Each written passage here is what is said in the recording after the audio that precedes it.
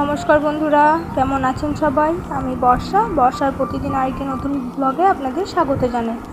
তো আগের ব্লগে দেখেছিলেন যে আমরা তিরুপতি গিয়েছিলাম। তো বলেছিলাম যে যারা তিরুপতি যেতে চাইছেন তারা কিভাবে যাবেন। তো তিরুপতি যেতে গেলে আপনারা হাওড়া সাঁতরাগাছি শালিমার থেকে অনেকগুলি ট্রেন যাচ্ছে, ব্যাঙ্গালোরগামী যে কোনো ট্রেন, কিন্তু তিরুপতি নয়তো রেনিগন্ডা স্টপেজ নেবেন।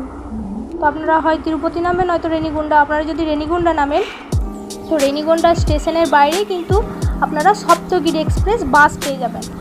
সপ্তগিরি এক্সপ্রেস সেটা কিন্তু একদম যাচ্ছে পাহাড়ের ওপর। সেটা একবার দেখে নেবেন যে সেটা তিরুপতি না তিরুমালা। যে বাসগুলোতে তিরুমালা লেখা থাকবে সেগুলো কিন্তু পাহাড়ের ওপর যাবে। তো আপনারা সেই বাস ধরে একদম আপনারা কিন্তু তিরুপতি মন্দির চত্বরে পৌঁছে যাবেন।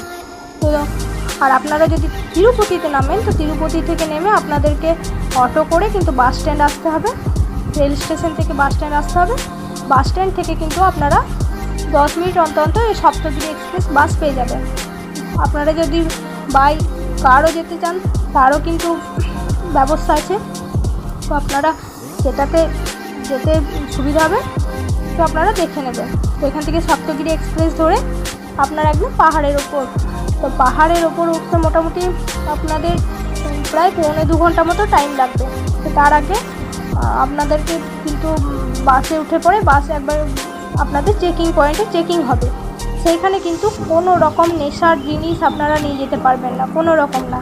বিড়ি, সিগারেট, তামাক, গুটকা, খৈনি কোনো কিছু কিন্তু মন্দিরের পাহাড়ের ওপর কিন্তু অ্যালাও হয় না, এমনকি ওইখানে বিক্রিও পর্যন্ত হয় না। তো যারা যাবেন একটু সেই সমস্ত দিকগুলো একটু দেখে নেবেন। চেকিং পয়েন্টে চেক করার পর আপনাদের একদম আপনারা যদি বাসে যেতে চাইছেন তো বাসে নয় তো আপনারা বাইকেও যেতে পারেন, 4 চাকাতেও যেতে পারেন, যেটাতে আপনাদের সুবিধা মনে হবে। তো এখানে নেমে একদম বাস স্ট্যান্ডে একদম তিরুমালা পাহাড়ের ওপর বাস স্ট্যান্ডে নামিয়ে দেবে। তো বাস স্ট্যান্ডে নেমে ওইখান থেকে মন্দির বেশিক্ষণ না, ওইখান থেকে মন্দির যেতে আপনার মোটামুটি 5-10 মিনিট লাগবে। কিন্তু ওই চত্বরটা তো অনেক বড়, খুঁজে পাওয়া খুব মুশকিল। তো এখানে না পুরো ফ্রি অ্যাভেলেবেল বাস চলছে।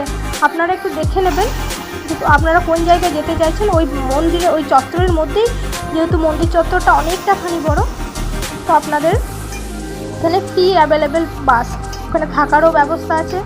আর যদি কেউ ভিলা ভাড়া নিতে চাইছেন আলাদাভাবে পার্সোনাল নিয়ে, তো সেই বুকিংটা কিন্তু আপনাদেরকে আগে থেকে করে যেতে হবে। আর রইল মন্দির দর্শনের কথা, প্রভু দর্শনের কথা, সেটা কিন্তু আপনারা আগে থেকে টিকিট করে গেলে ভালো হয় অনলাইনে। নয়তো কিন্তু আপনাদেরকে ওইখানে গিয়ে যদি আপনারা সঙ্গে সঙ্গে টিকিট করতে চাইছেন তাহলে কিন্তু আপনাদেরকে মাঝে একটা দিন কিন্তু টাইম লেগে যাবে। লাইন কিন্তু অনেক লম্বা দীর্ঘ লাইন, আপনার মোটামুটি লাইনে 5 ঘন্টা লেগে যাবে। কিন্তু 5 ঘন্টা ভেবে ভয় পাবে না, 5 ঘন্টা কীভাবে লাইনে দাঁড়াবো, না সেটা নয়। 5 ঘন্টা লাইনে আপনাদেরকে দাঁড়াতে হবে না, আপনাদের ওখানে শোয়ার বসার সমস্ত কিছু ব্যবস্থা আছে। লাইনের ভেতরেই আপনাদেরকে মন্দির থেকে আপনাদেরকে প্রসাদ বিতরণ করা হবে, খাওয়া দাওয়ার ব্যবস্থা আছে, টয়লেট বাথরুমের ব্যবস্থা আছে, জলের ব্যবস্থা আছে, কোনো অসুবিধা কিন্তু আপনাদের হবে না। কিন্তু ওই একটাই যে 5-6 ঘন্টা মিনিমাম হাতে নিয়ে আপনাদেরকে চলতে হবে প্রভু দর্শন করার জন্য। তো দর্শন করার পর আপনারা কিন্তু আপনারা কিন্তু পাহাড় আরও উপরেও যেতে পারেন। ওইখান থেকে তিরুপতি প্রভু বালাজিকে দর্শন করার পর আপনারা ওইখানে পাপ বিনাশনম আছে, আপনার আকাশগঙ্গা আছে,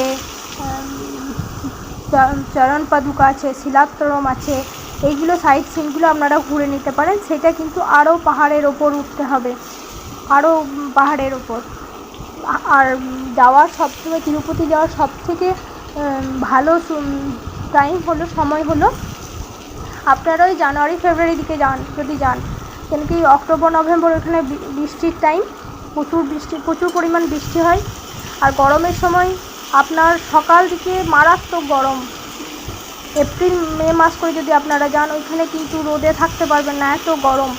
কিন্তু আবার রাত্রেবেলায় আপনাদেরকে এত ঠান্ডা লাগবে, এত কাঁপুনি দেবে যে তখন আপনাদের আবার মনে হবে যে এই সকালে এত গরম লাগছিল আবার রাতে এত ঠান্ডা, মানে আপনারা ওয়েদারটাই বুঝতে পারবেন না।